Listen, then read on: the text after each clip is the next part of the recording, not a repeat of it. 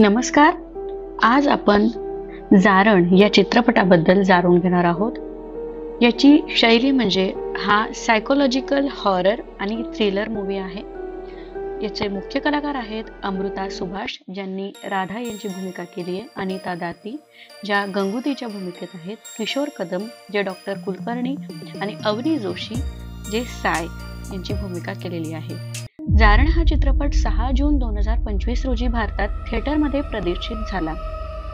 याचा प्रथम भाग, याची सुरुवात झाली भीतीची चाहूल. कथेला सुरुवात होते राधा म्हणजे अमृता सुभाष आणि तिच्या लहान मुलगी साय यांच्यापासून. राधा पतीच्या मृत्यूनंतर ताणतणावात असते. ती शहरातील डॉक्टरांनी सांगितलेल्या मेंटल रेस्टसाठी आपल्या गावातील जुना वाडा गाठते, जिथे ती लहानपणी राहत होती. वाड्यात प्रवेश करताच वातावरण जड वाटू लागतं. कोरडी झाडं, पडकी भिंत आणि त्या घरात वाऱ्यासारखा कुजबुजणारा आवाज.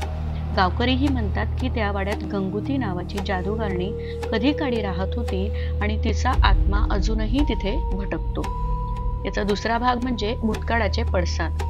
राधा त्या घरात जुन्या वस्तू उघडताना एक लाकडी पेटी तिला सापडते आणि त्यात गुडिया म्हणजे डॉल असते.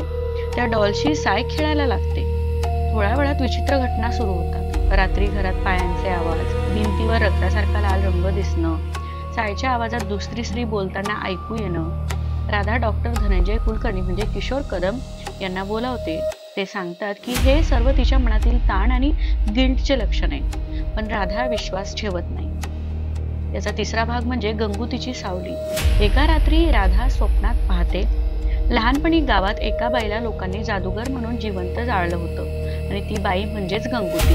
गंगूती जळत असताना म्हणते, ज्यांनी माझ्यावर विश्वास ठेवला नाही त्यांचं जीवन मी हळूहळू नष्ट करीन. राधाला लक्षात येतं की ती आणि तिचं कुटुंब त्या काळात त्या घटनेशी संबंधित होते. तिच्या आजोबांनीच गंगूतीला जाळण्याचा आदेश दिला होता आणि म्हणून आता त्या शापाचा परिणाम तिच्यावर होतोय. चौथा भाग म्हणजे राधाचा संघर्ष. राधा डॉलला फेकून देण्याचा प्रयत्न करते, पण ती पुन्हा पुन्हा घरात परत येते. सायच्या डोळ्यात गंगूतीचं प्रतिबिंब तिला दिसायला लागतं. राधा भयभीत होते आणि गावातल्या जुन्या तांत्रिकाकडे जाते. तो सांगतो की हे आत्म्याचं नव्हे, तुझ्या अपराधी मनाचं प्रतिबिंब आहे. आत्मा वगैरे काही नाही. हळूहळू समोर येतं की राधाचं मनच 2 भागात विभागलं गेलंय. एक सामान्य आई आणि दुसरी म्हणजे गंगूती सारखी व्यक्ती जी तिच्या भीती आणि अपराधातून जन्मलेली आहे.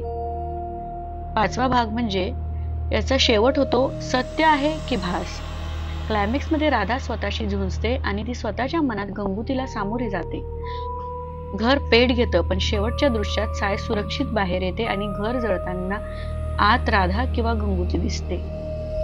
पुढील फ्रेम मध्ये एका वर्षानंतर साय एका शाळेत बसलेली दिसते. तिच्या बॅगेत तिची डॉल पुन्हा असते, डोळे उघडे आणि हसत असलेले. याचा अंत अगदी अस्पष्ट सत्य आहे. काय खरं होतं, गंगूतीचा आत्मा की राधाचं वेडमन, हे प्रेक्षकांच्या विचारावर सोडलेलं आहे. याचा मुख्य संदेश म्हणजे जारण फक्त भूतांची कथा नाहीये, तर ती मानसिक वेदना, अपराध भाव आणि अंधश्रद्धेच्या सीमारेषेवर चालणारा संघर्ष दाखवते. अमृता सुभाष यांचा अभिनय इतका वास्तववादी आहे की प्रेक्षकांना भीतीसह तिच्या वेदनाही जाणवतात. खरं तर जारण हा एक मानसिक भाग जरी आपण समजला तरी योग्य आहे. एकदा तुम्ही नक्की हा चित्रपट बघा, तुम्हाला कळेल. आणि आम्हाला कमेंटमध्ये नक्की कळवा की तुम्हाला हा चित्रपट कसा वाटला. वास्तववादी, अंधश्रद्धा की कशावर तुम्ही विश्वास ठेवता ते. धन्यवाद. आपल्या चॅनलला लाईक करा, शेअर करा, सबस्क्राईब करा आणि कमेंट करायला विसरू नका. धन्यवाद.